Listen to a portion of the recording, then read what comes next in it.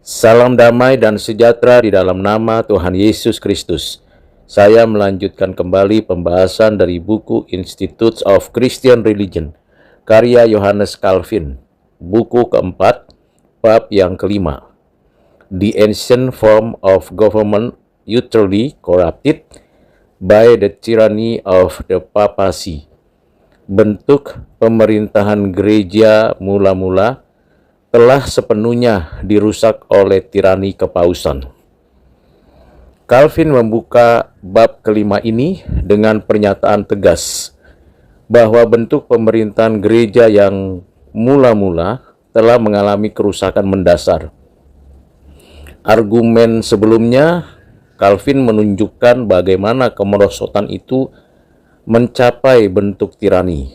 Menurutnya, perubahan tersebut bukan sekedar perkembangan administratif.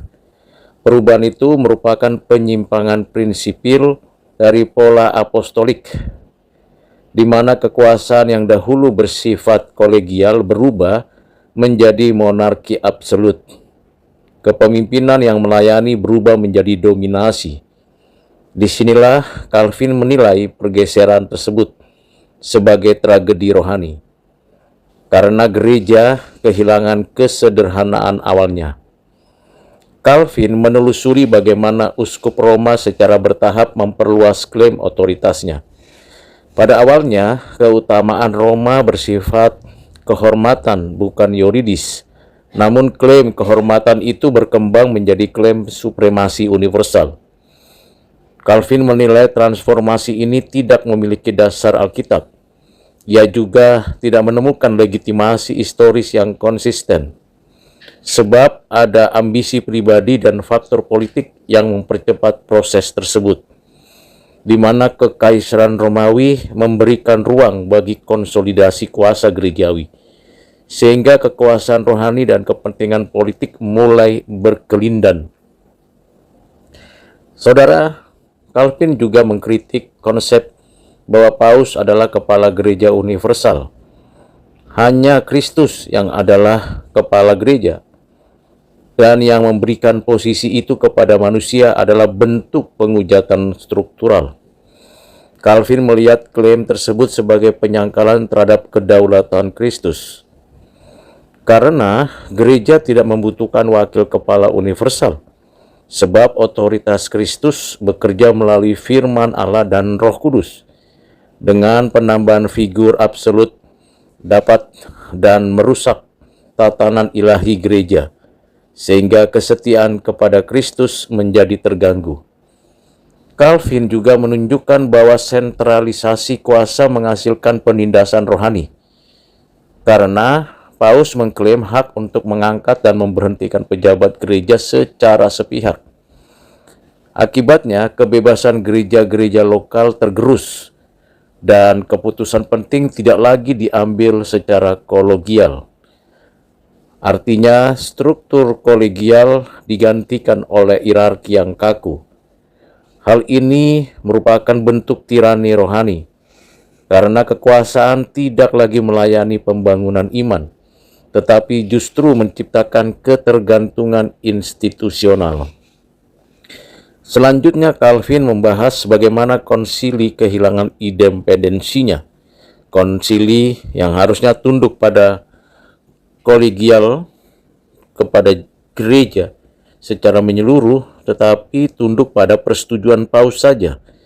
Otoritas kolektif dibatasi oleh figur tunggal, padahal dalam gereja purba, konsili memiliki peran deliberatif yang kuat. Sebab perubahan ini telah menandai pergeseran struktural yang serius, sehingga gereja kehilangan mekanisme koreksi internal. Ketika otoritas terpusat, kritik dianggap pemberontakan kepada Tuhan. Karena itulah reformasi menjadi semakin sulit, sebab kebenaran dikorbankan demi stabilitas kuasa. Saudara yang kekasih dalam Kristus, Calvin juga menyoroti praktik pengangkatan pejabat gereja yang syarat korupsi. Jabatan sering diperoleh melalui patronasi politik, dan spiritualitas digantikan oleh transaksi kekuasaan. Praktek tersebut dikecam karena itu bersifat simoni dan nepotisme. Sebab integritas pelayanan menjadi terabaikan dan gereja berubah menjadi institusi politis. Sebab itulah kepemimpinan telah kehilangan dimensi pastoral, sehingga umat menjadi korban sistem yang rusak. Calvin mengkritis klaim infalibilitas yang dilekatkan pada paus, karena klaim itu dinilai bertentangan dengan fakta sejarah. Sebab banyak paus menunjukkan kelemahan moral dan teologisnya. Hal itu memberi mereka status tidak mungkin salah adalah irasional. Sebab itulah firman Allah tidak pernah menjanjikan infalibilitas individu semacam itu. Karena otoritas tertinggi tetaplah Alkitab, bukan manusia. Gereja harus tunduk pada wahyu khusus Alkitab dan tidak ada manusia yang kebal dari kesalahan. Dalam hal ini, Calvin menguraikan bagaimana tirani kepausan membebani hati nurani umat Allah. Karena aturan-aturan manusia mengikat lebih kuat dari firman Allah. Dan keselamatan sering dipahami melalui ketaatan struktural tersebut. Karena Injil Anugerah menjadi tertutup oleh sistem hukum gerejawi itu. Dan hal ini merupakan penindasan rohani yang serius. Sebab hati nurani harus dibebaskan oleh firman Allah dan gereja seharusnya memberikan kelegaan Injil. Namun sistem tirani telah menghasilkan ketakutan. Calvin selanjutnya menilai bahwa jabatan yang awalnya bersifat pelayanan berubah menjadi simbol kemegahan duniawi. Kekayaan dan kemewahan mengelilingi pusat kekuasaan gereja, dan ini bertentangan dengan teladan Kristus yang rendah hati. Gereja menjadi serupa dengan kerajaan dunia, sehingga kesaksian Injil tercemar oleh ambisi duniawi. Akibatnya, kepemimpinan kehilangan kredibilitas moral, dan umat Allah melihat adanya kontradiksi antara ajaran dan praktik. Disinilah diperlukan dan pentingnya reformasi yang menuntut pemurnian yang menyeluruh. Saudara yang kekasih dalam Kristus, Calvin juga pada bab kelima buku keempat ini memberikan penegasan bahwa tirani tidak hanya bersifat administratif tetapi juga doktrinal. Karena penentuan ajaran dikontrol secara ketat oleh otoritas pusat. Sehingga kalau ada perbedaan pendapat itu dianggap ancaman politik. Diskursus teologis dibatasi oleh kepentingan institusional dan kebebasan meneliti Alkitab terhambat. Dalam hal ini, Calvin melihat sebagai kemunduran rohani, karena gereja kehilangan vitalitas intelektualnya. Akibatnya, kebenaran tidak berkembang dalam suasana yang benar, tetapi tidak berkembang dalam kondisi yang ketakutan. Calvin mengingatkan bahwa kemerosotan ini terjadi secara bertahap. Ia tidak menuduh semua generasi secara seragam sama, namun akumulasi kompromi yang menghasilkan sistem yang tirani telah ditunjukkan dalam sejarah dengan pola konsolidasi kekuasaan. Ketika koreksi diabaikan dan penyimpangan menguat, maka gereja gagal menjadi seimbang pada awalnya. Sebab itulah, dalam konteks demikian, tradisi telah digunakan untuk melegitimasi perubahan. Namun di sanalah reformasi hadir sebagai respon historis. Calvin juga menolak anggapan bahwa kesatuan gereja hanya mungkin melalui supremasi paus. Karena kesatuan sejati dibangun di atas kebenaran Injil. Sedangkan kesatuan struktural tanpa kebenaran adalah semu. Sebab itu gereja dapat bersatu dalam iman tanpa monarki rohani. Disinilah Calvin menekankan kesatuan rohani dalam Kristus, yang mana otoritas firman Allah mempersatukan umatnya, sehingga struktur harus melayani kesatuan itu dan bukan sebaliknya menggantikannya. Calvin juga saudara menunjukkan bahwa banyak gereja di luar Roma tetap hidup tanpa supremasi tersebut. Inilah yang membuktikan bahwa gereja tidak bergantung pada satu pusat kekuasaan. Karena keberagaman gereja tidak berarti perpecahan iman.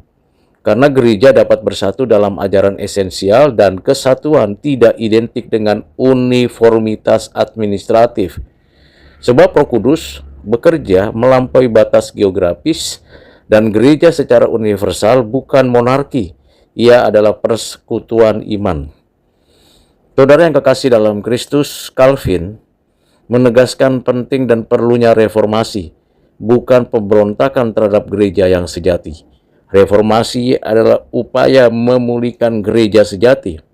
Dan melihat hal ini, perlu adanya kesinambungan apostolik. Itulah sebabnya Calvin menolak tuduhan skisma tanpa dasar. Karena gereja yang menyimpang perlu dikoreksi, dan ketika koreksi ditolak, penting pemisahan menjadi tak terhindarkan. Karena reformasi muncul dari kesetiaan, bukan dari ambisi. Saudara yang kekasih dalam Kristus, Calvin menutup bagian utama bab yang kelima buku keempat ini dengan menegaskan kembali prinsip dasar eklesiologinya, di mana Kristus adalah satu-satunya kepala gereja dan firman Allah adalah otoritas tertinggi. Pelayanan itu bersifat kolegial dan terbatas, karena kuasa gereja bersifat rohani, bukan politis. Ketika prinsip ini dilanggar, tirani muncul dan gereja dipanggil kembali kepada pola apostolik. Sehingga perlu dan penting reformasi sebagai panggilan yang permanen dari gereja. Ada beberapa implikasi teologis. Implikasi pertama, perlu dijelaskan penegasan adanya bahaya sentralisasi kuasa absolut. Gereja harus menjaga akuntabilitas struktural sehingga tidak ada jabatan yang kebal dari koreksi firman Allah, karena Kristus tetap pusat dan kepala gereja. Di sanalah struktur harus melayani Injil, dan ketika struktur menggantikan Injil, reformasi diperlukan. Yang kedua, implikasinya, gereja masa kini diingatkan kembali akan bahaya kultus kepemimpinan. Figur karismatik tidak boleh menggantikan otoritas Alkitab. Penting dan perlunya transparansi dan kolegialitas yang dijaga untuk kepemimpinan yang terbuka terhadap evaluasi. Karena gereja harus menolak absolutisme rohani, disebabkan kesatuan itu dibangun melalui kebenaran, bukan melalui dominasi. Disinilah integritas institusional menjadi prioritas. Implikasi teologis ketiga secara pastoral. Bab 5 ini mengajarkan pentingnya membebaskan hati nurani umat Allah, karena aturan manusia tidak boleh mengikat melampaui firman Allah, sehingga penggembalaan harus berpusat pada Injil Kristus, karena gereja memberi kelegaan bukan beban tambahan. Sebab itulah pelayanan meneladani kerendahan hati Kristus dengan otoritas yang dijalankan dalam kasih.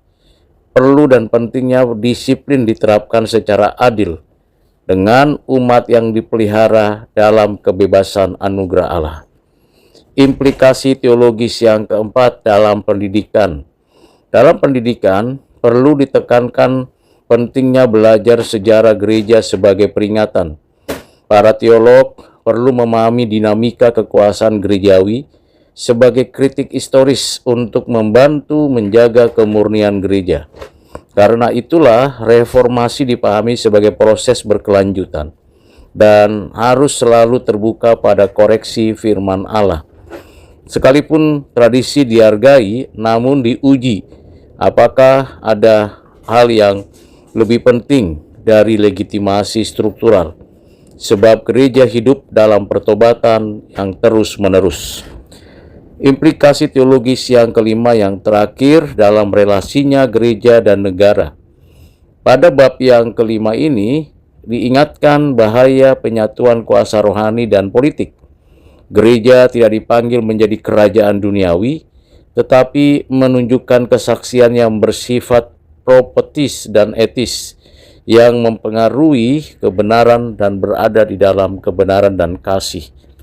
Sebab itu dominasi politik yang merusak spiritualitas, gereja harus menjaga kebebasan rohani dan Kristus memerintah melalui firman Allah. Dan dengan demikian Allah dimuliakan melalui gereja yang setia. Demikianlah pembahasan buku yang keempat, bab yang kelima, untuk kita mengerti apa yang terjadi pada pemerintahan gereja di awal mula berdirinya sampai adanya kerusakan karena tirani. Kiranya Tuhan menolong dan menyertai kita untuk mengerti kebenaran pengajaran ini. Amin.